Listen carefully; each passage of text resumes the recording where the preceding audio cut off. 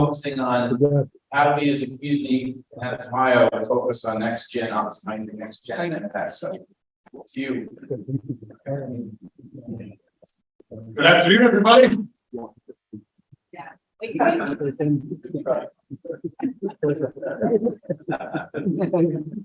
Right.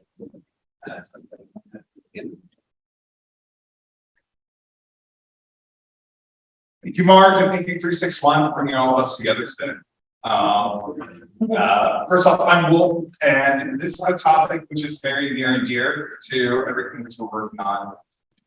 One of the gigantic focuses that we have at the Ohio Impact Fund is figuring out how we can create a more diverse and more equitable generation of new leaders in the investment space. And there are a lot of places where we could start, but we decided there was nowhere better for us to start than with the students within our own state and being able to help them and grow with them. And so I'm really excited that we have the same panel with us today of individuals representing different universities and different programs to talk about how we're engaging with different students, the next generation, universities, colleges, and everyone within the state that is also focused on that next generation. So I will let the panel introduce themselves, but thank you so much for having us and thank you for being here. Hi, Steve Flaherty, representing Ohio Wesleyan University, so entrepreneur residents there, running the Delaware Entrepreneurial Center, but founder and startup CEO is kind of the first thing, but we're developing a unique ecosystem, intertwining higher education with startup ecosystem. He also knows more about trains than anyone I've ever met. Timmy McCarthy, Wittenberg University, small liberal arts college, just west of here in Springfield. I am the professional in residence there, became that after I spent 17 years as the Ohio franchisee for Raising Cane's chicken fingers, and grew that from 0 restaurants to 44 restaurants. Exited in 2021 and now do this. My name's Ann Mooney. I have not successfully exited 44 Cane's restaurants, but I know some of you has. I'm at Xavier University. I'm the executive president at the Business College for the Center for Experiential Learning. And prior to that, I've been doing that for 15 months' time. Not sure if I'm going to survive much longer in academia. I don't move at the speed of academia. As I mentioned earlier today, for those of you who were here, that's purposeful redundancy. My history is I am from Ohio, small mining town in Appalachia. So links back to the earlier panel. And I've got a lot of pride about being from Ohio. And I've come back to Ohio after living abroad and having lots of interesting opportunities. And I think that we're at an awesome inflection point in education and talent and are an essential, integral ingredient in what we need to have happen. You know, I spent time at 18 years at Procter & Gamble, and I have my own boutique strategy consultancy. I'm part of the Queen City Angels. I kind of have a lot of hats. Sometimes I wear them well. And I'm most passionate right now about experiential learning and really bringing relevant real world business experiences to students that go beyond concepts and textbooks and the classroom and whatnot. And I think that the reason I'm at Xavier is I'm uniquely positioned to be able to do that, I think. Hello, I'm Dan Pastorini. I'm the Executive Director of Cross Enterprise Operations at Walsh University. What I like to call the fourth C, Canton, Ohio. So it's been an honor to be here today. I come with a background, like to say, I'm a recovering biochemist and also recovering oil and gas professional. I've had a lot of different experiences in my career, some family offices. But I, like Ian, very passionate about experiential learning, helping to really look at education differently in the state.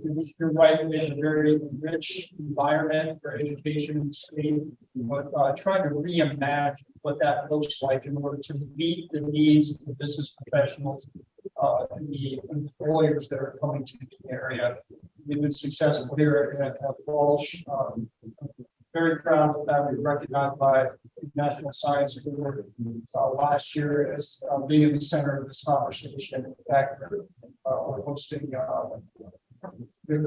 Victor Prairie, the National Science Award, the vice chairman, one of the speakers at this event in Canton tomorrow. So, Can you talk about that event, to shed some light? yeah, so tomorrow we'll have a morning session to take a look at what's happening at the Hall of Fame Village in Canton, Professional Football Hall of Fame. There's an incredible transformation there, opportunities for growth and economic development in the hospitality industry. So there'll be some private discussions there in the morning to take a look at potential opportunities.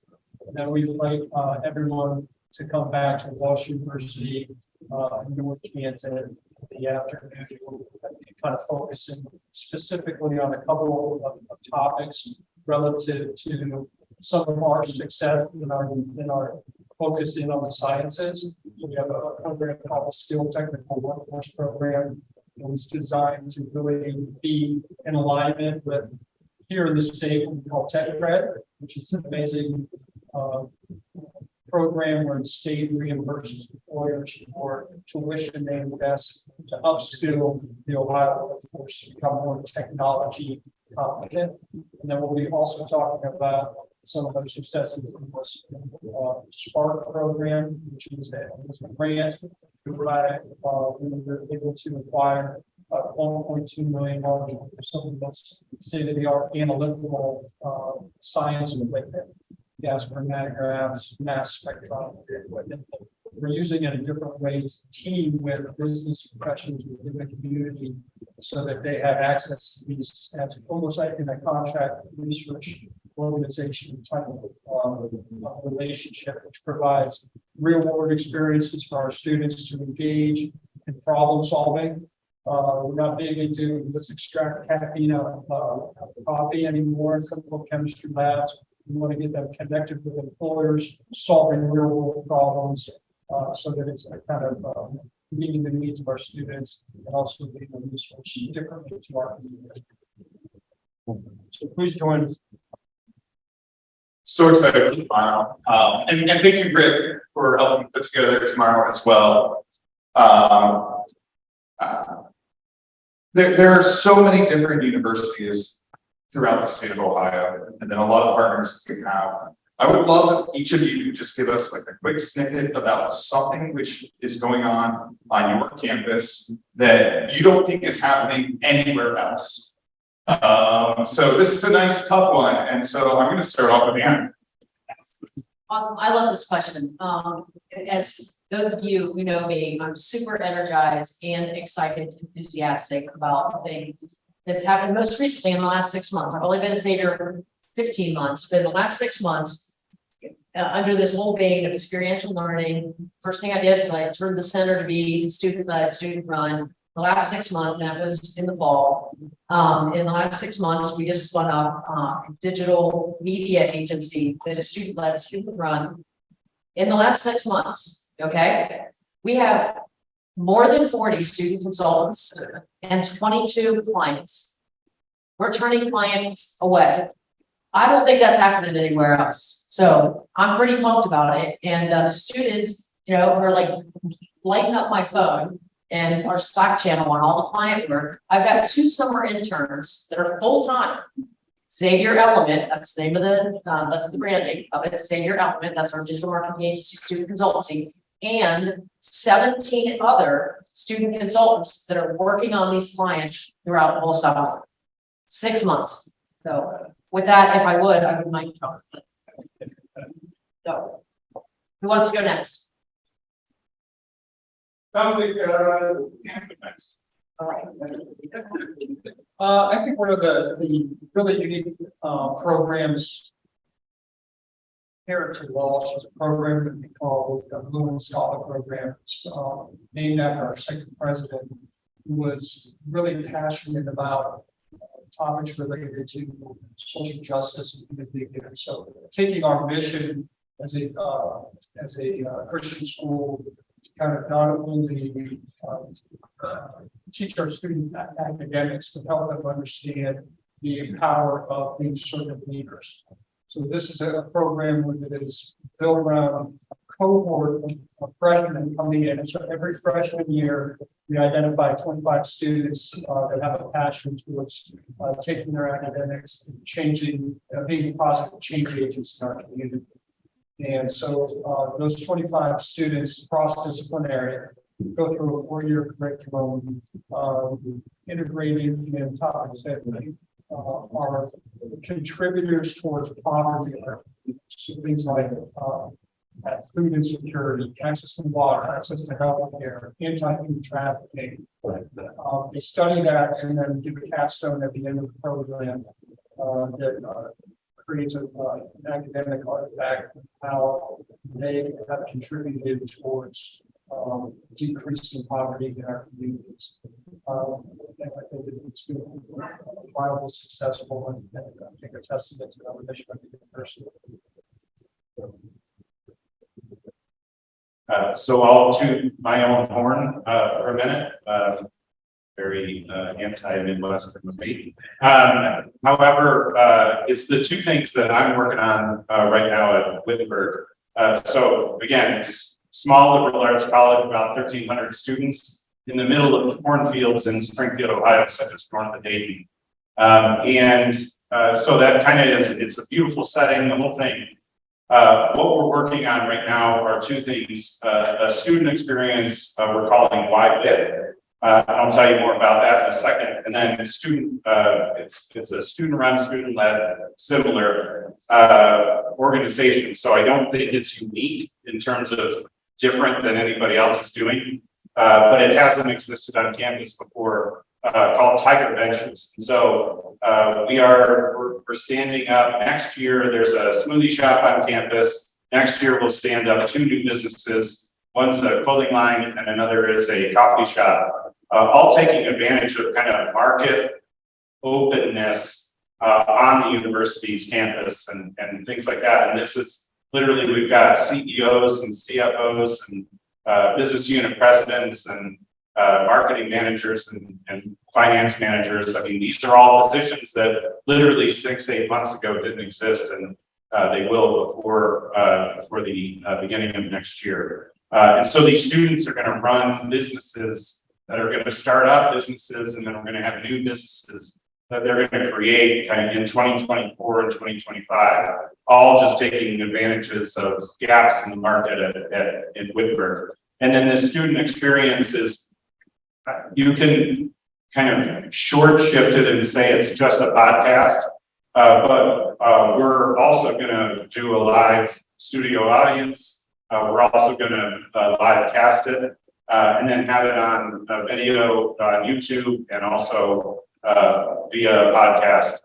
And so we're going to ask our guests, who are all alumni, why did they choose WIT, but then also what have they done after it, to try to help our students understand that there are many different paths to what happens after you leave the university. And you don't have to study this one thing. Because, I mean, I think education in and of itself is under attack, but liberal arts education is under attack as well. And so we want to give a full kind of an understanding for all students that they don't necessarily have to study one thing in order to get a great job and leave.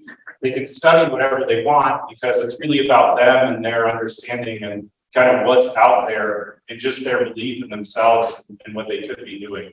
And so those are two pretty cool things.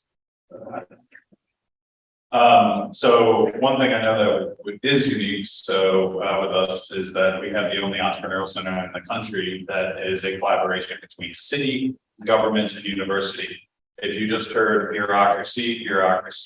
So the speed of academia, right? So what we've done is we've created a founder-led environment. We've got a new president, who's got a 17th president coming in. He's 43. And he is bringing innovation already into the system even before he's here. So some people might have had the chance last night to meet him. His name's Matt Vandenberg. He's going to be a catalyst for what we've been able to do and build there. And the promise, you know, the reason that I'm staying there and building our company there and everything is this has to remain a founder-led ecosystem, because the bureaucratic beasts are all great as resources, but they are not great at speed of entrepreneurship. They're not great to be directing how that ecosystem should be run. So on the back of our company, so or Midwest Unmodesty, I guess, we've been able to win 13 Air Force R&D contracts the last 3 years. We're involving students in those. So that's the first that we know the type of getting phase ones in there. Ohio State is great at doing phase twos and getting the prototypes and everything, and we actually transfer to the other state schools, because at the end of the day, Ohio Wesleyan is not a tier 1 research institute, but it gives that first, you know, experience with a startup with something that you're working, you know, with another bureaucratic beast, big government, but a chance for innovation, and it's something, you know, outside, because with the cliff coming of the population and Google coming out and saying, you know, they don't have to even have a college education anymore to come, you know, make 6 figures here. We have to justify the experience, and, you know, to Ann's point, I mean, the true experimental learning, right? Not just some faux pas thing that you throw out there in a syllabus, but true experimental learning at a higher level to justify a expensive 4-year piece of paper. Thank you so much.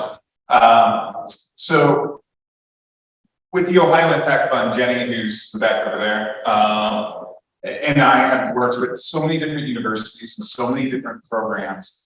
And I'm really curious for everyone who's here and everyone who's watching, in business professionals, mentors, CEOs, individuals like that, and individuals like y'all wanting to get engaged with your university. Are there different ways where, whether they were coming into your towns and your cities, or whether they were working virtually, they could help support the work that you're doing? Okay, great. I can start.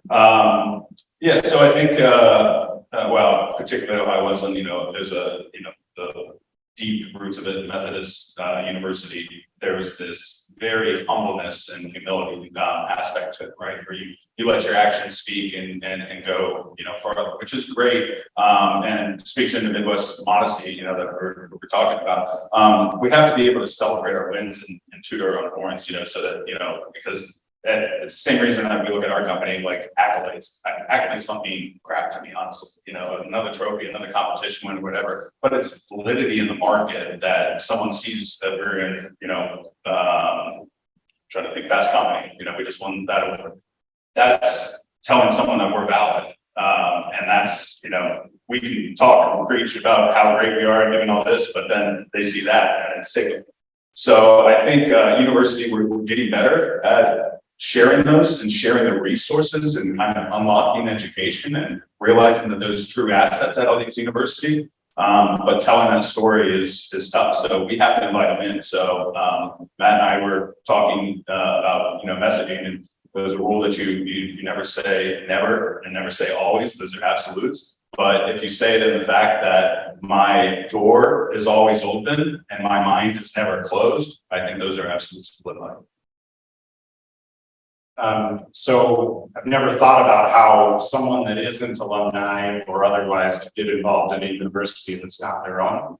That's an interesting thought. I'm not going to answer it. I'm just going to say we all in some way, shape, or form, I would guess, came from a university.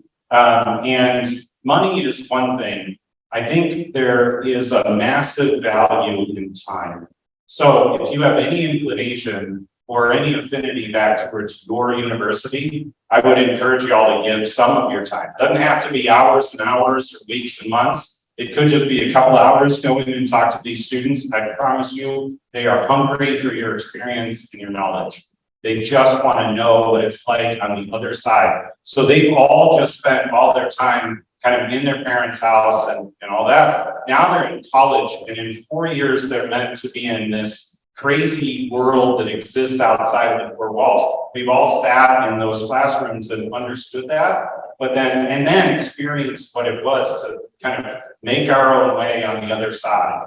And so I think they want to know about your experiences. They want to know how to do what you've done. And so I would just encourage you to, even if it's just guest lecture for an hour or two once a year, that's all very important stuff and money is a renewable resource, your time is not, and that's super valuable to the students. I echo that as well. Your time, your expertise, your network. It could be that I'm taking 20 students to Atlanta and I need to connect the dots to get into a company that there's not maybe a Xavier grad. Anything like that. Of course, guest lecturing, showing up. I did a relaunch for my center a couple of weeks ago and we had 115 people show up. And a whole bunch of them were from the ecosystem, including Jack Wyatt. Awesome, thank you. Well, free booze and goodies. Actually, that's one of the downsides of Xavier right now, the new president, there's no booze for anything. It's awful, not even beer, wine, etc. It's terrible. It's like, this is not a party. This is like, we should have party hats on like a kid's birthday party. Is that why you're staring the basic slopes? Perhaps, but showing up, for sure, I have a posse of a dozen of young professionals that are in my mentee network. Mentee mentor, it goes both ways. Some of which I co-invest with and do deals with that showed up. Like, it was astounding. And then what they did is they poured into these students and had, great conversations with them. Part of it is just even helping them learn how to network, learn how to connect, learn how to be curious, sometimes helping them to ask the right questions. It's a lot of those things. Yeah, money could be helpful at some point because money, if I go into the president and I've raised money from folks that don't have a Xavier connection, it's credentialing for me. And finally, they're going to realize the asset that they have at Xavier, and they don't quite know it. Yeah, I echo everything that was said up here. I think that trying to turn the whole model on its head. I think that the low-hanging fruit in higher education for a long time was to approach alumni because of that strong connection. But I think some of the most powerful connections are those that don't have any affiliation with the university. Where you approach somebody in your community, these businesses, and you say, but for example, Walsh University, a $5 million, $1 million gift is transformation. Whereas if you have an affiliate, graduate from Notre Dame, you give you $5 million, oh, that's great, put it in the corner of the press, right? So if you are really looking to make a difference in your local community, having affiliation with your local university, like we are building a network, it does not only just create opportunity for the students, but there's opportunity for the businesses and the business leaders within the communities to invest something that can transforms students' lives. Excellent. Does anybody have any questions for the speaker? Because I'm going to preface this by saying that after this, we're all going to get to apply and we're all going to be able to connect all the dots together. And I feel that knowing this group and watching today, that's where so many of the amazing connections are going to happen. But if anyone has a question that they want everybody to hear, I'd love to hear it before jumping to the next one. Yeah, any question? This touches the roots of 361 firm. This alumni mentors and networking, so I just want to hit on that. At a moment, but any questions?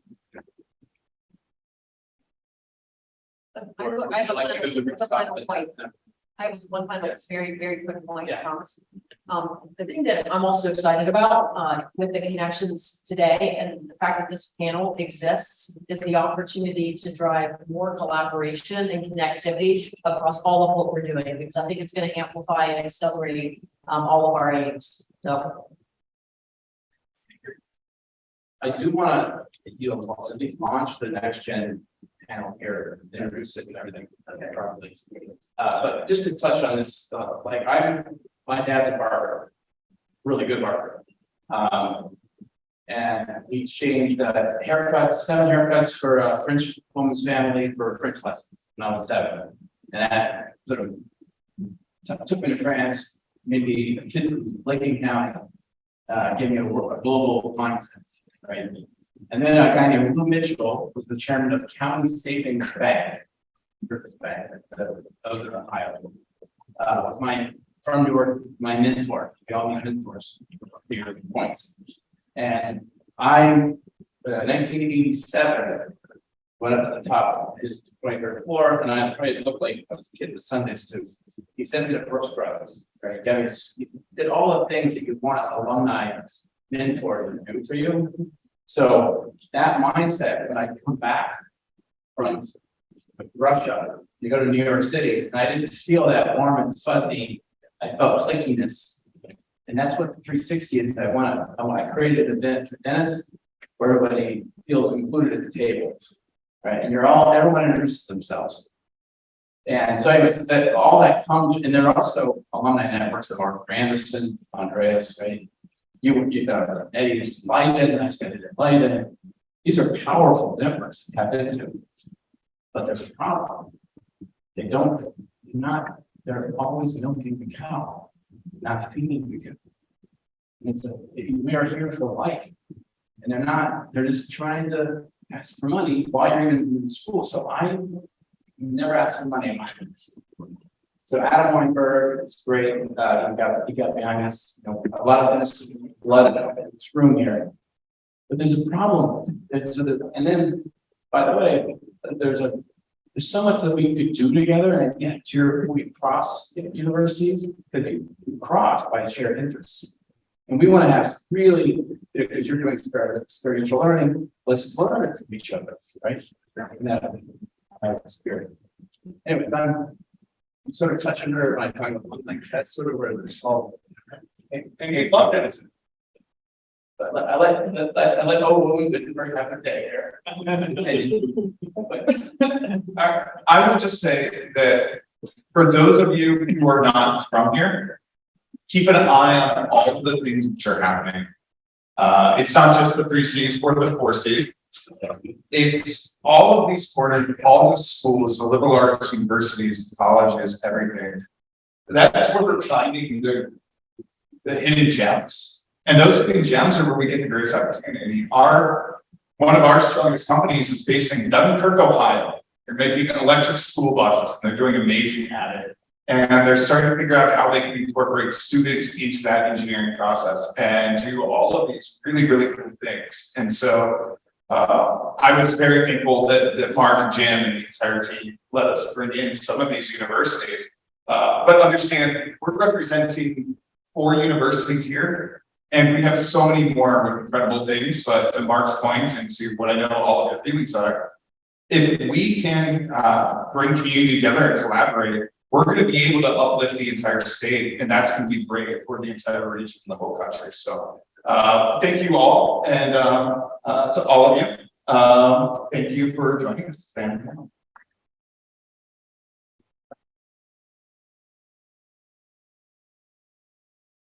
The last panel. So I was talking with the panelists from our next panel, and we came to a quick realization that we were going to be the group that was standing in between you and the cocktail upstairs. And so we don't want to do that for too long, but it's really special that we have a lot of our friends in across the country that are focused on the next generation of work. What's going on with family offices, what's happening with businesses, and also what's happening with the community. So I would love to invite our friends to join us. We're going to do a quick set of introductions. I'm going to throw out a quick question, but then we're going to retire to the rooftop. We're all going to have a nice little gathering and party. So I'm just very thankful that they're all here, that you're all here, and we'll not take too much more of your time before we're able to enjoy it all together. So to kick things off, my buddy Weston here is how I know most of y'all. And if you're in Austin or Chicago or New York or a lot of other places, that's how most people know each other as well. And so I have no idea how to do an intro, so I'm gonna pass the mic over to you, but he does an event called the Great Humans Happy Hour. And there's no one better to lead that and to connect the dots. Well, thanks for having us. I'm based in Austin, but I've basically been living out of suitcase this past year. The US and the Dominican Republic, but I'm a connector. I love meeting people, finding out what their needs are and connecting them with other folks that are passionate about what they're passionate about to do business and lead in fact. So that kind of looks like doing business development, fundraising, producing events, and also dabbling in some film projects. Wonderful, and I've been the great beneficiary of many of Weston's connections and events, and also tag along and try and help host and bring great humans together like we have today. My name is Samantha Denny, and I have a private practice where I work with individuals, families, and organizations really around relational alignment and wellness. What does that look like? You know, creating inclusive and engaging family meetings, family dynamics, discussion planning, training and experiences that really foster connection and educational experiences that are impact related and also help people transition different businesses and philanthropic initiatives down to the next gen. Really excited to be here. I joke, but in all seriousness, anywhere that Weston goes, a crew of impact-minded humans follow, and have gotten the pleasure to know Wolf a little bit and really just impressed with what 361 is doing in terms of bringing different families and geographical regions of people together. I wear a couple of different hats. I'm finalizing my doctoral research specifically on next gens within family offices in alignment with the United Nations Sustainable Development Goals. Chris and I run World Logic Day together with the UN in Austin. So if you ever want to pop down to Texas, let us know. And we also run a company that is focused on the advancement of knowledge and that intersection between human intelligence, artificial intelligence, and what we call logical intelligence. And Chris Fronda, been a 15-year technologist, been involved in everything from blockchain technology, cryptocurrencies, artificial intelligence, social media apps, just have basically been involved in the entire gamut. And now we're focused on the intersection, like Chelsea mentioned, between artificial intelligence and human intelligence, very relevant to the education topic. Previously, we can talk a little bit more about that, but something we're working on is called Logic.wiki, and it's really this intersection between the two of those. Thank you. It's really exciting to have all of you here. I'm a little spoiled because I've been able to hang out with them for the last day and a half. But with this network, with this amazing group, if there was one ask that you could give as far as who you would like to be connected to, I'm going to start back over here with Weston because he's connected to so many people. Who would you like to connect with and why? You know, I love just meeting interesting people working on really big projects. So there's no one specific, but I'm always down for meeting anyone that's working on like really interesting things. I mean, I dabble in, you know, the entertainment space, the sports space, CPG, tech, and then working on actually on a project. It's interesting. It's a couple of panels ago and I talked about it, hydrogen electric car. And so I just love meeting people working on very niche things too, and seeing how I can provide value and impact the hospital.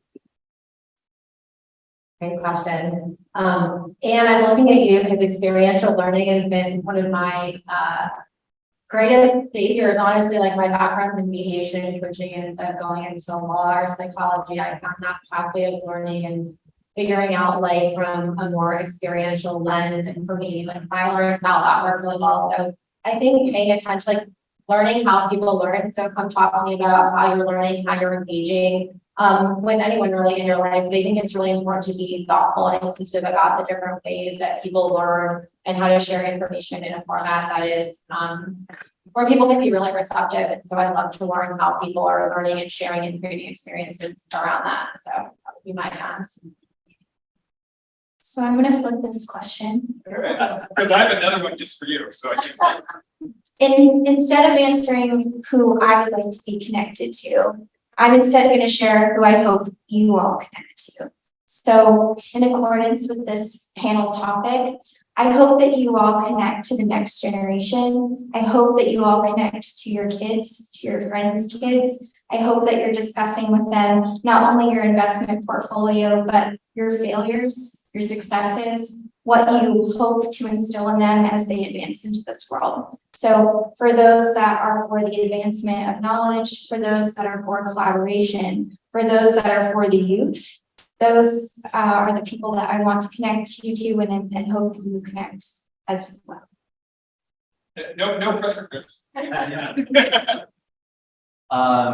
Yes, on my end, I would say that anyone that resonates with, you know, looking at there's more to something than just the profit that the company's going to make. So during the Web Summit this year, Gary Marcus was talking about how there's never been a more profitable time than now to start a troll farm. So it's a great time to spread misinformation, highly profitable, maybe venture fundable. But how do we look at capital that, you know, goes into, you know, how do we look at the movement of capital that also considers what is going to the effect that it'll have on society? So I think anyone that wants to talk about this intersection between the movement of capital still around profit, but not, you know, making a stance against things that can be very profitable, such as spreading misinformation. I'll just throw this out really quick. Back to Chelsea. Where Chris, y'all. We had the honor to bring a small contingent to Human Logic Day last year in Austin. I think that is one of the greatest conversations that I am a part of. If others in this room wanted to join in that conversation, could you quickly give the overview of what it is, and then let us know how to engage? Because I think that the 361 group and Ohio and everyone we know could definitely compete with a lot of the conversations that we're having and help grow them together. Sure, so I can provide a bit of overview, but in terms of what UN World Logic Day means to myself and what I think Chris and I are hoping to build, that's a forum and a place to walk in your purpose and to experiment, innovate, collaborate around the things that we hope to see the world turn into. So in terms of the overview, the United Nations started a World Logic Day with the concept of keeping humanity and humanity's importance protected amidst advancements like artificial intelligence. They host it in 62 different countries all over the world. They only pick 5 partners per country. We were really excited to be chosen as the only corporate partner for the United States. We brought over 5 different United Nations specific departments to Austin.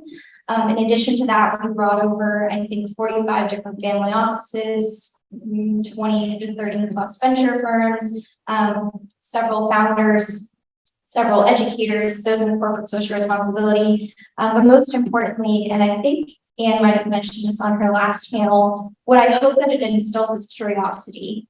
How do we continue to question? How do we continue as a society to collaborate and move forward and think about the tools, the technology, the impacts that we want to make alongside one another? So it's very easy to become complacent, but I think World Logic Day is a place that we can look at how we experiment together, innovate together.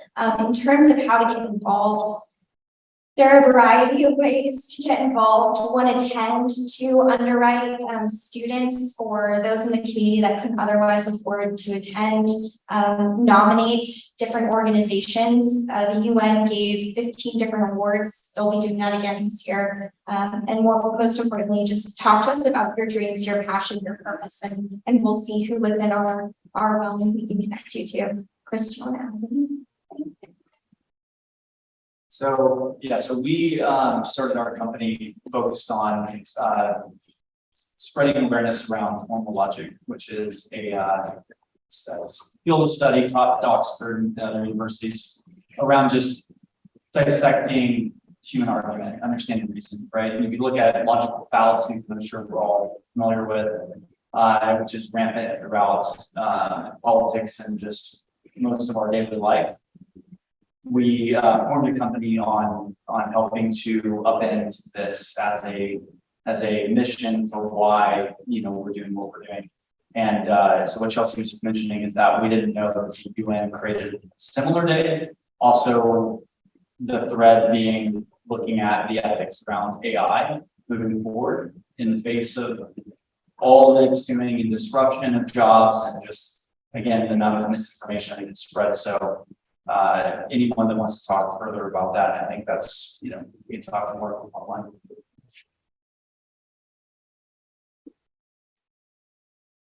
Thank you. And just to wrap everything up really quick, before we go have a little bit more fun, is for Weston and for Sam, I'm pretty sure everyone's going to World Logic Day next year. I'm really excited to see you all there. When is it? January 12th. January 12th, for those of you at home. But then if there was another event where you'd like to encourage people to come join, and you can think about this if you don't have it, because I'm throwing this out of absolutely nowhere. Where's a great place for people to get connected, be it in person or virtually? Well, I think if you're in Austin, every week I host this thing called Austin Connections. So 2 years ago or 2.5 years ago, I had a lot of friends calling me up saying, hey, I have a friend that just moved to Austin, never been to San Francisco, New York, LA. And so instead of doing a bunch of one-on-one coffees, I just started hosting this weekly meetup. And now we get about 60 to 100 people each week, mostly new to Austin folks. And one of the reasons why I started that is just because back in 2019, I read a report from Cigna that said 50% of American adults do not have a friend. There's a massive loneliness epidemic, and it's probably gotten worse since the pandemic. So that's why I always do the weekly meetup. And then Samantha and I hosted an event. I'll let her tell you about the Great Humans Happy Hour. Well, thank you. In addition, a part of me just, using like curiosity and connection is kind of a little bit of a recipe here, is to ask people where, what events are they attending and where, what's been impactful to them. And, I'm not sure if there's like a master list of things where people can go look, and then who's gone and connect. There's our list. Oh, there we go. Okay, beautiful. And so, I was referring to something called Great Humans Happy Hour, which was something that was kind of blossomed out of a desire to, when I was personally traveling, to just bring unique people from all parts of my lives together to just meet and accelerate, whatever was impactful to one another, but in a space where people could foster trust quite quickly. So someone said to me, when I come, I already feel like I can get 4 layers deep with someone. And I think that's so important, because trust and camaraderie in a safe space is so crucial for people really being able to have impactful conversations and learn about each other in a more depthful way. And so I would say that, and feel free to talk to me or come up and ask me questions, and I'm always happy to connect with someone if I don't know the answer. Now I'm thinking about other events. In terms of, I'm trying to hold down this next gen conversation as carefully as I can. In terms of next gen events that I really encourage, whether that's you and you're interested in learning about how next gens engage, or others, I really appreciate the work of Rachel Gerald of Nexus. I think what she's done to bring nonprofit leaders, social entrepreneurs, but also families together is really remarkable. So that's in June in New York City.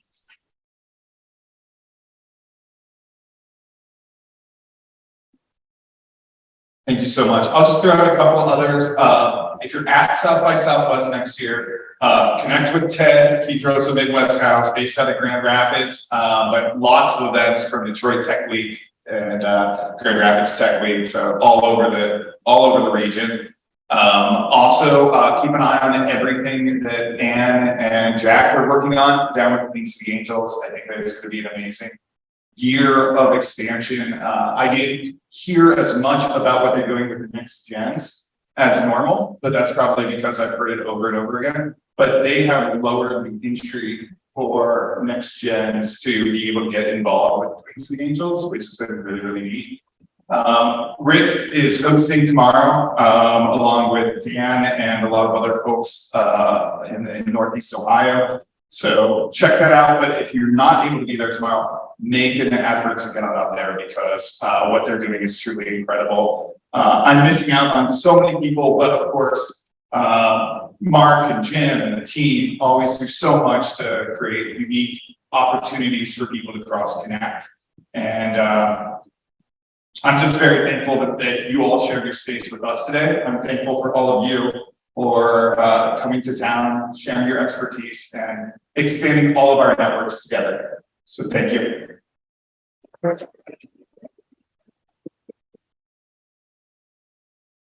All right, but we always have a next gen panel, been an important part of our learning experience. And I think there's a lot to learn. In fact, my first intern from Denison exposed me to social media for good or for bad. I learned so much from them. But there's such a communication gap issue, right? That and I like what Chelsea would in talking with Olivia, and what you're doing, that you have these principles that they need mentors that are not in the family, right? And they need all these things around them just so that they can be optimized. So there's a lot to learn, and Andreas and I have been spending time in Germany. The Germans have like on their 8th or 9th generation. The Americans are so opportunistic and it's so fluffy as it comes to the next gen. So I think there's a lot we can learn around the world together. So with that, tomorrow is Canton. And I know before we break, does everyone know what we're doing in Canton? You touched on it. You want to hit it before we break just one more time? Because it's 10:30 at Hall of Fame, and then at 12:30 or 1, we transition to Walsh. So just before we all split to the winds here. So at 10:30, we have a private reception at the Hall of Fame Village, Professional Football Hall of Fame there in Canton. It's kind of transitioning from just a Hall of Fame to actually kind of part of us. A lot of parts things going on. So it's actually been transforming the community. So there's a lot going on in that space. Please come enjoy that. Then we'll host lunch at Walsh at 12:30, 1 o'clock. Then the program will start at MSU. And we'll start with an address by Dr. Victor from the National Science Board that kind of talks about what is happening in Ohio that is in alignment with the National Science Board Vision 2035 for STEM and creating technology competent workforce, and how Ohio is going to take the lead on that. So it'll be quite interesting. We'll have a couple other panel discussions after that. So it'll be a great day. Please come. I think you can't see that very well, but anyway, the agenda is on our website. But yeah, we're about to go Maple and call it. This is like when I went to these Denison events, there was haphazard networking. But now it's the enlightened networking. Now you've seen what we didn't do, and I just is our roundtables. That was sort of our work. So that's on me today, but we do so many tours and I had to let something go. But we took a rooftop. And I've seen it's beautiful. Thank you for suggesting this. We talked about being here, so we have to go across the way before 500. 500, yeah. And up the elevator. There'll be some drinks waiting for you, some food soon. And this is great. So thank you everybody for leading me on this.